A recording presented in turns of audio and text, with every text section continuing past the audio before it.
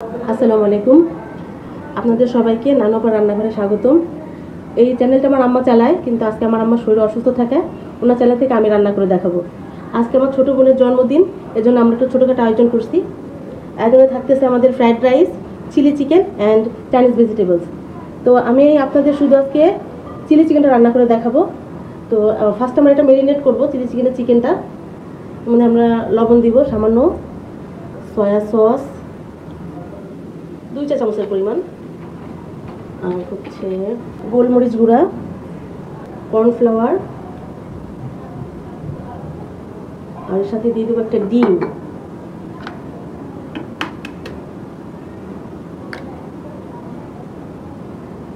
সবগুলো উপকরণ আমরা খুব ভালো মতো মাখাবো।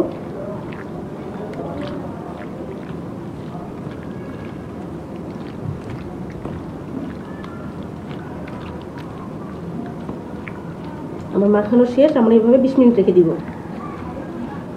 ম্যারিনেটের জন্য। আমার চিকেন 20 মিনিট ম্যারিনেট করা হয়ে গেছে। এখন আমি চিকেনগুলো ভেজে নিব তেলে। বিসমিল্লাহির রহমানির রহিম।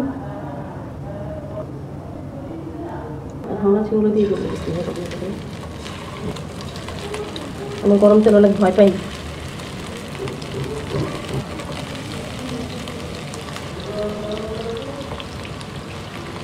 চিকেনগুলো উল্টে দিব। এটা বেশি ভাজা যাবে না, লাল করে ভাজা যাবে না, হালকা ভাজতে হবে।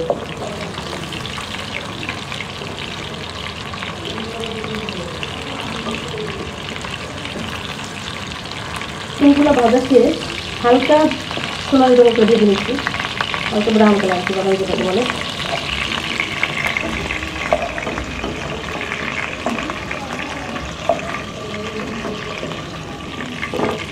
আমি আবার তাকে চিকেন দিয়ে দিচ্ছি।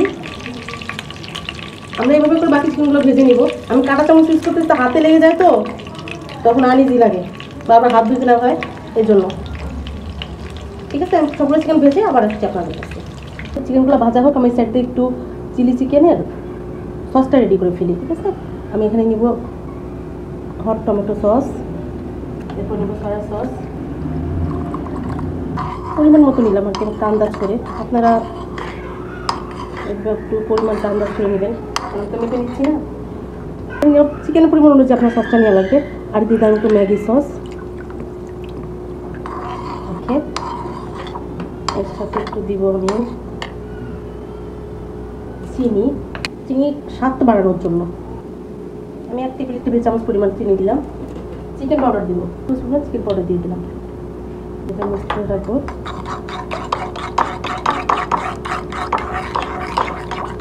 বাটিতে আমি কর্নফ্লাওয়ার পানির সাথে গুলাই রাখবো। এখানে 3 টেবিল চামচ 4 টেবিল চামচের মতো, সরি 4 চা চামচের মতো কর্নফ্লাওয়ার আমি পানির সাথে গুলাই রাখতেছি।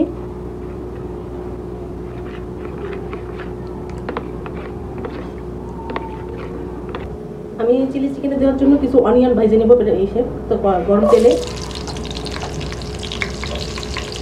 আমাদের বাসায় এই অনিয়নটা খুব পছন্দ করে সবাই, এই জন্য একটু বেশি পরিমাণ দিচ্ছি, মানে কারাগারি লেগে যায় রাখতে দিয়ে। আর এটার দিয়ে কিছু ক্যাপসিকাম ভেজে নেব, ওটা হালকা করে ভেজে নেব।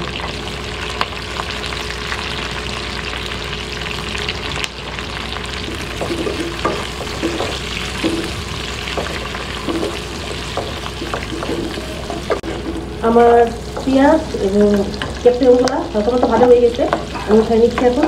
অনেকে উঠায় রাখে না, কিন্তু আমি উঠায় রাখি। আমার এটা করলে মনে একটু ভালো হয় আমার জন্য। এটা বেশি সিদ্ধ হয়ে গেলে আমার খাইতে মজা লাগে না, কালারটাও নষ্ট হয়ে যায়। আমি এখন একটু তেল দিয়ে দিব। আমি চিকেন ভাজার তেলে সব করতেছি, আমরা পরিমাণ মতো সাধারণত তেল কমই ইউজ করি খাওয়া দাওয়ায়। এর মধ্যে আমি এখন দিয়ে দেবো কিছু রসুন কুচি। আমি একটু রসুন কুচি। এই রান্নাটা খুবই সোজা।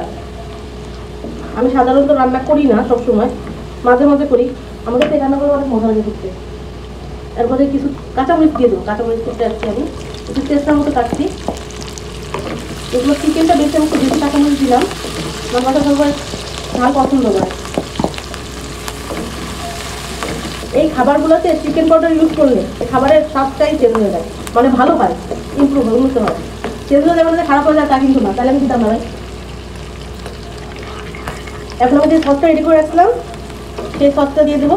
এই পেঁয়াজ বেশি ভাজা যাবে না।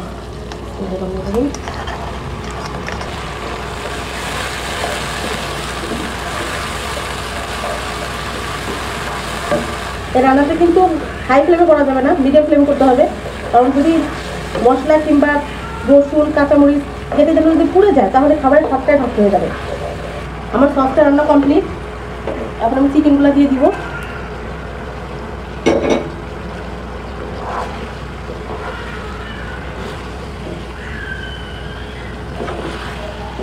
এখন চুলাটা বাড়াই দিব। লাস্টের দিকে যখন সব রান্না হয়ে যাবে, যখন সব মিক্স করবো তখন চুলাটা হাই ফ্লেমে রাখবো। কারণ এখন সব খুব আমি আমার পেঁয়াজ এবং ক্যাপসিকাম ভাজা দিয়ে দিলাম।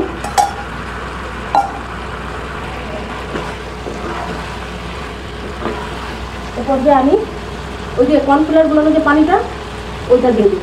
এইটা টানতে টানতে যেতে কিছু রান্না বাকি আছে ওটা মিশানো হয়ে যাবে।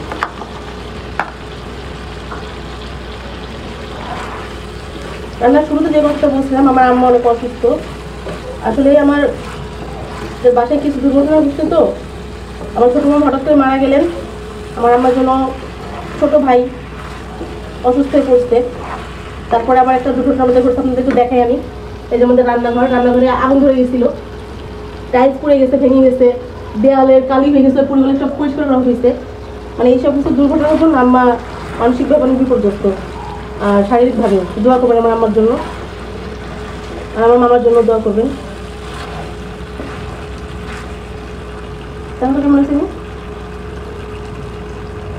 মজা তো অনেক তো লাগবে, লবণটা না করতে লাগবে। আমার ছোটো বোনের যে টেস্ট করালাম, ওরা বা এই টেস্ট করতে খুব ভালো পারে, বুঝতে পারে যে কোনটা কম বেশি হয়েছে। ও বলছে মাশাআল্লাহ ভালোই হয়েছে।